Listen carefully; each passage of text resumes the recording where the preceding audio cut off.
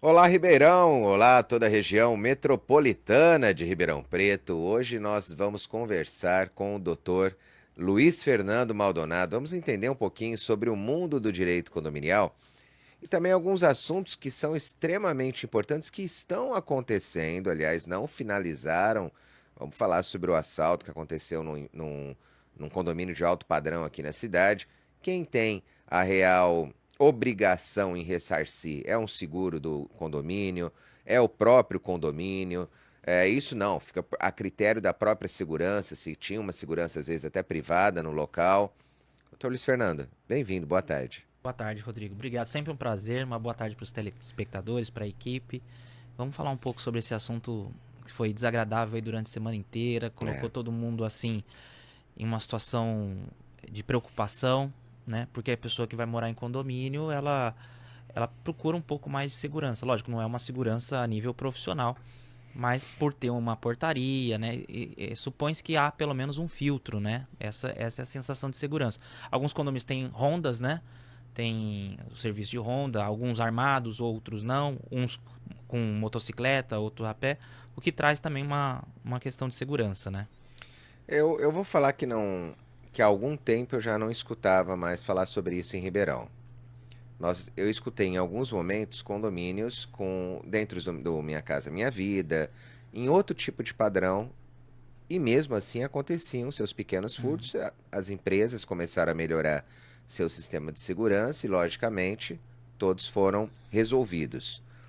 Mas aí chega num condomínio de alto padrão e, logicamente, vem aquele boom. Tudo que é mídia acaba falando sobre o Uhum. acontecido. Agora, é, dá para se entender alguns facilitadores, porque se você imagina que hoje está muito fácil alugar um imóvel, inclusive com algumas possibilidades em se fazer a caução via o banco, ele acaba facilitando com que aquela ficha normal que a pessoa preenchia, ela acaba deixando de lado. Ela simplesmente tem o dinheiro, tem a caução que precisa, às vezes tem valores interessantes, não sei como foi pedido nesse condomínio, mas começa por aí, né? Às vezes uma anamnese não bem feita, perto do que se pede o condomínio. Vem uma outra parte, a equipe de segurança. E aí, na hora que nós falamos também em alguns momentos sobre a questão do virtual, pode-se acontecer que é, ocorreria dessa forma, né, por uma falha no sistema de segurança digital, ou nem aconteceria, porque são seguranças quase que dificilmente alteradas nessa parte quando o condomínio trabalha com a parte digital e uma Uhum. segurança que não precisa mais de um determinado porteiro, o ser humano trabalhando. Aí vem a questão do ser humano trabalhando, do porteiro, vem a questão da empresa de segurança sendo privada, às vezes, que está fazendo a segurança do local, e também os próprios condôminos, quando eles falham em determinada proteção. Como já aconteceu em vários Uhum. momentos, olha, abriu o portão, demorou para fechar o portão. O portão não tem aquele tempo de 10, 15 segundos. E aí acaba a boiada entrando. Então, hoje, vendo de fora, e você que tem acesso aos documentos do caso, o que você entende que ocorreu? Quais foram as falhas? E quem pode ser colocado lá, apontado, de forma preliminar ainda, apontado, olha, poderia se pensar em uma determinada responsabilidade em tal área do Uhum. condomínio. É, o raciocínio ele vai ser bastante extenso, porque tem É, bastante coisa, né, pra falar a respeito do assunto, né? É muita coisa envolvida, realmente. Tem vários aspectos. Tem a questão lá da imobiliária, como foi feita essa locação, foram observados os documentos, foram exigentes, tiraram certidões das pessoas, mas só isso também não resolve e a gente já chega lá. Aí entra um ponto que muito se debateu já há tempos atrás. Lá, qual que é o formato que o condomínio adota? Esse condomínio que houve o assalto. Portaria presencial, física, e ali a locação foi uma locação normal, não foi Airbnb, né? Que às vezes o pessoal fala, o Airbnb compromete a segurança. Você vê que uma locação normal causou esse problema, não foi um foi. Airbnb, né? E segundo, o porteiro foi rendido. Então, para começar que essa questão do Airbnb, qualquer locação pode ter seus riscos, não vai ser um ou outro que vai diferenciar. O que tem que ter é controle sobre as pessoas que estão entrando. O segredo está aí, seja uma locação por aplicativo, por temporada ou por locação normal.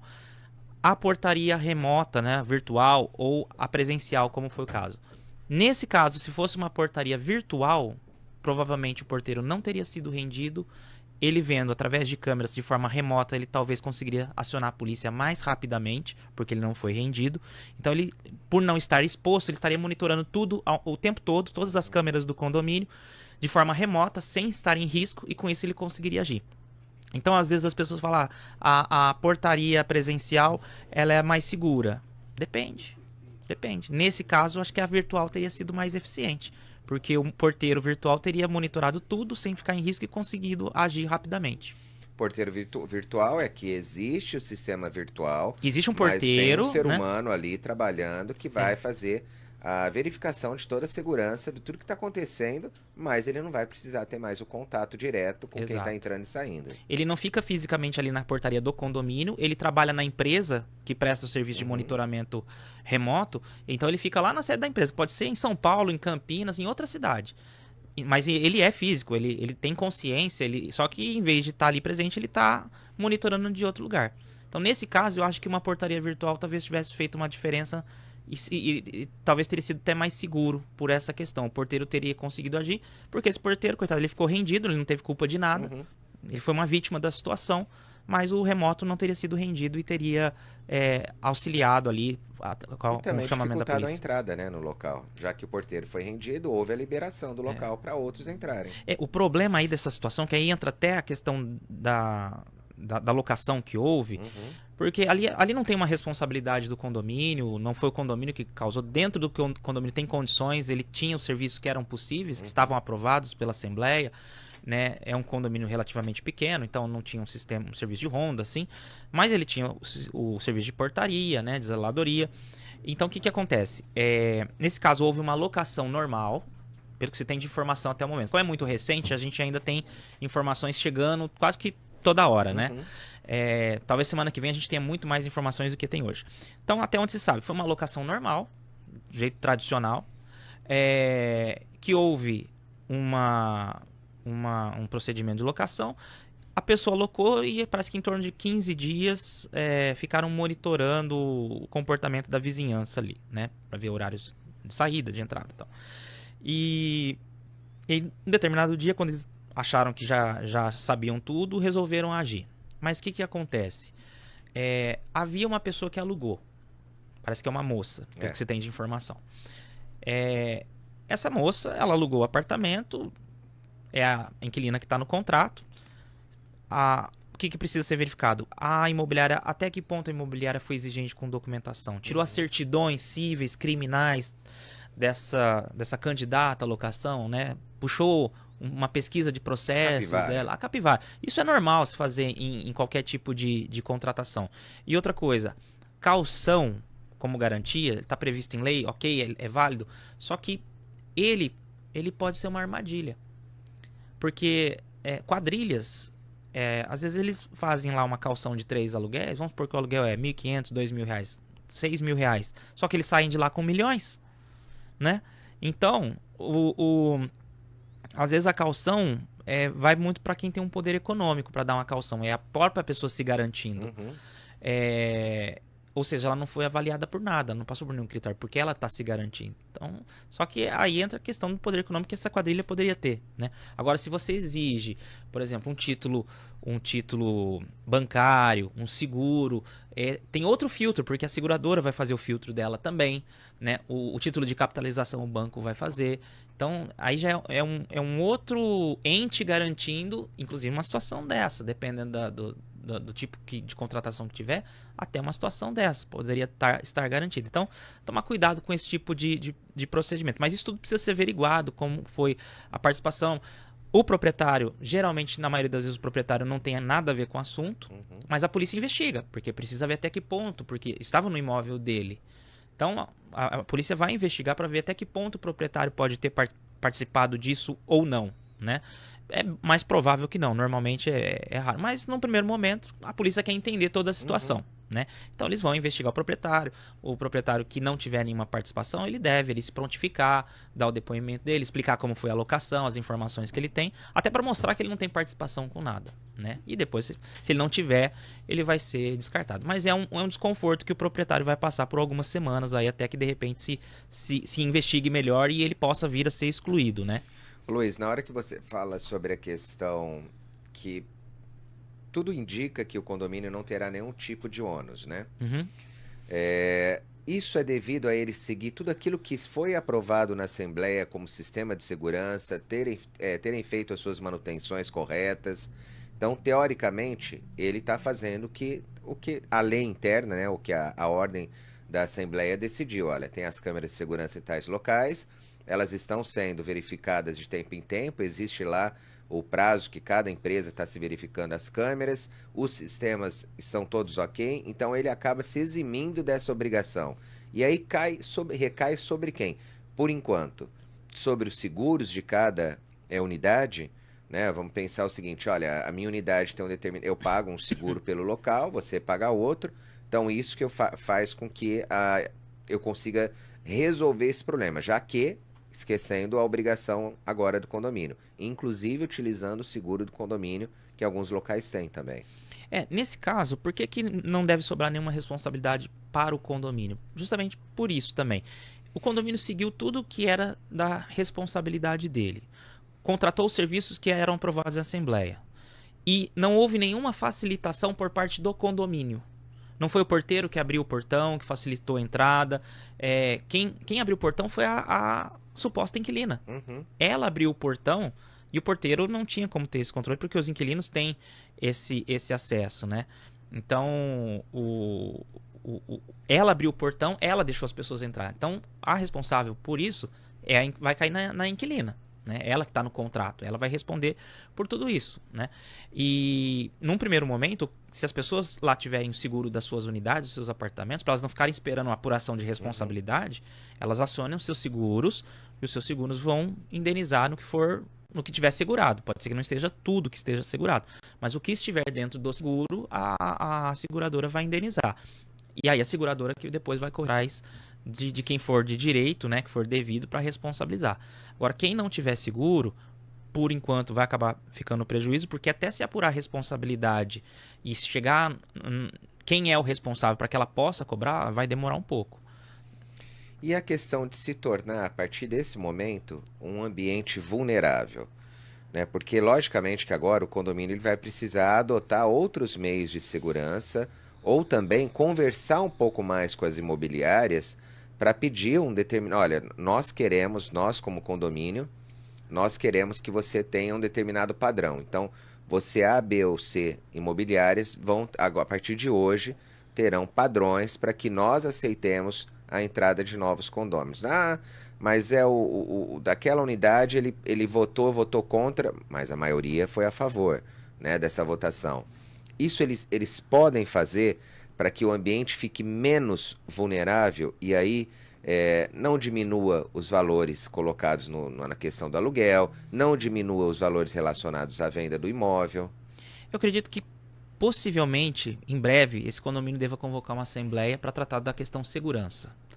Porque eles viram que há uma necessidade de melhorar alguma coisa.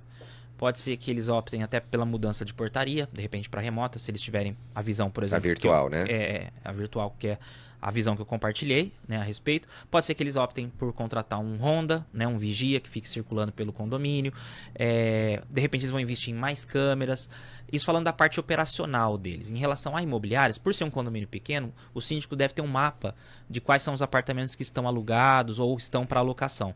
Por ser um condomínio pequeno, o síndico consegue, de repente, entrar em contato com o imobiliário por imobiliária e, de repente, conversar a respeito, solicitar mais atenção nos critérios de seleção de inquilinos e tal.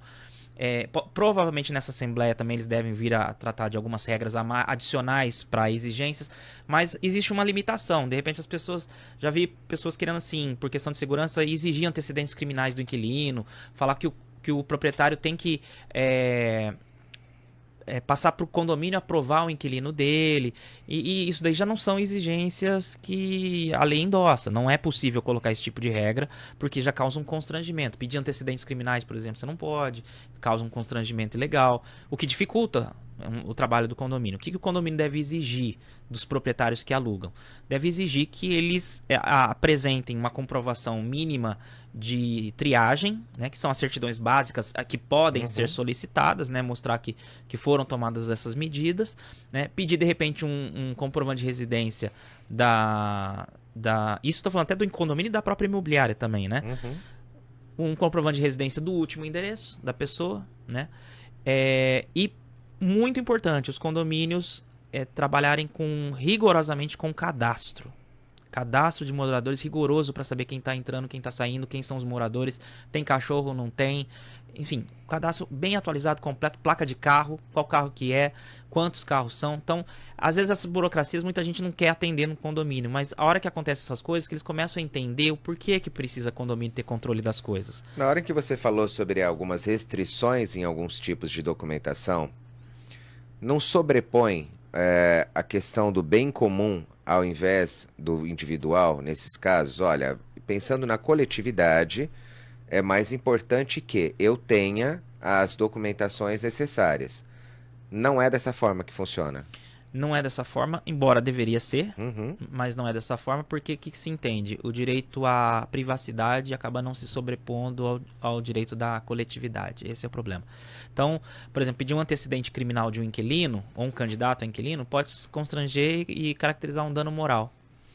Aí pode caracterizar até um dano material se o proprietário perder um candidato a inquilino idôneo por conta dessa exigência. Então envolve muita coisa, muita consequência. Então nesse caso não teria como. Pensando na questão do direito condominial, ele vai muito mais além, né? E aí eu vou colocar mais um detalhezinho nisso tudo na hora que você falou termos um controle rigoroso. Mas esse termos um controle rigoroso faz com que nós tenhamos um sistema de segurança apto, né? Um sistema de cadastro apto, e aí vem a LGPD também, que é a Lei Geral de Proteção de Dados. Precisa com que esse sistema de cadastros também tenha uma segurança adequada, suficientemente razoável para que os dados de todos, os que entram e os que saem, não sejam abertos, não sejam expostos para a sociedade. Sim. O condomínio, ele recebe muitos dados de visitantes, prestadores de serviço, isso é frequente. Dos próprios funcionários, né? Que ele tem que cuidar dos dados dos funcionários. E tá correto, pedir o CPF, o RG, tá correto, o nome pode completo. pedir. O que não pode é reter. Você não pode reter o documento, mas você pode solicitar, fazer a conferência, a anotação e devolver, né? Arquivar ali, né? No controle de registro de entrada. Alguns sistemas, alguns condomínios já tem um software de sistema que quando você digita o nome ali do visitante, o CPF dele, já tem uma ligação com a polícia, um cadastro ali de mandados de prisão. Então já vi muitos casos, por exemplo, de prestador de serviço. Vai lá uma pessoa prestar um serviço num determinado condomínio, na hora que ele vai entrar, dá lá, pendente, mandado de prisão pendente. Ali não fala, pode ser mandado de prisão por pensão alimentícia, mas ali não faz essa distinção. Mas pelo menos o porteiro já tem uma informação prévia. Então, de repente, mesmo que ele libere a entrada, porque o morador vai liberar a entrada, ele pode, de repente, acionar a polícia. Enquanto o prestador de serviço, o visitante está lá, enquanto isso a polícia chega, né? Mas não são todos os condomínios que já têm esse tipo de software com esse tipo de ligação. E aí vem também um outro questionamento. E você vive nesse mundo, provavelmente deva ter noção em questão até de valores. É caro ter um sistema de segurança que leve... que dê, pelo menos, a mínima sensação de segurança aos seus usuários. Às vezes, uma portaria virtual, uma portaria que seja com acesso remoto, né? E também outros meios de segurança, como esse software também. Então, vamos colocar alguns detalhezinhos. Fica sendo muito oneroso para o condomínio, e isso vamos pensar a questão de médio e longo prazo. Porque a curto prazo, logicamente, ele vai precisar tirar um dinheiro para fazer e para resolver. Agora, a médio e a longo prazo, para se coibir determinadas responsabilidades a ele, não seria mais interessante em começar a pesquisar cada vez no mercado e falar assim, olha, Vamos iniciar com essa empresa, vamos acoplar esse outro software e dali para frente. Ó, eu vou falar de duas formas. O barato e o caro nessa situação é relativo. Se você considerar o preço de câmeras, de serviço de portaria remota, enfim, tudo que seria interessante o condomínio ter isoladamente, você vai achar caro. Uhum. Mas um roubo milionário de 10 apartamentos, ele ficou barato. Valeu o investimento, né? Então, é a visão que as pessoas precisam ter. A segurança, ela tem um custo alto, mas é justamente para que você não tenha uma despesa milionária, né? Então, eu vejo que os condomínios, eles precisam, sim, cada vez mais investir em seguranças de vários aspectos, seja um ronda, um vigia. O vigia armado, ele tem que ter alguns requisitos, inclusive da Polícia Federal, né, para ter o porte de arma, né? Mas softwares, câmeras, hoje em dia já tem câmeras, por exemplo, para condomínios de casas, não tanto para apartamento, mas para casa, software com câmera que faz a leitura de calor. Às vezes o lugar é escuro e a câmera não pega. Você fala, vou pôr uma câmera aqui escura, não tem iluminação nenhuma, mas é uma câmera diferente, ela é térmica. Então, se tiver uma movimentação no escuro ali, a câmera pega. E, mais importante de tudo, treinamento dos porteiros. Esquece aquele assunto que o porteiro é uma pessoa assim que não vai precisar ter uma qualificação muito específica, muito direcionada. Não, o porteiro hoje, ele tem que ter uma qualificação extremamente, muito treinamento. Então, assim, os condomínios precisam investir em câmeras, em software, sim. Mas mais do que isso, treinamento comportamental dos porteiros. Boa parte dos porteiros hoje não tem um treinamento sobre comportamento, sobre análise. E se os condomínios começarem a investir em treinamento desses porteiros no assunto de segurança, principalmente na parte comportamental, isso deve melhorar bastante a segurança dos condomínios. Sabendo que esse assunto rendeu, né? Agora eu vou dar um pulo no Savenhago e já volto com você, Luiz. Vamos lá. Agora eu sei, porque o Savenhago é a escolha certa. E dessa forma, quero agradecer mais uma vez ao Dr. Luiz Fernando Maldonado, ouvintes e telespectadores, e até segunda, se Deus assim nos permitir. Hora do Consumidor.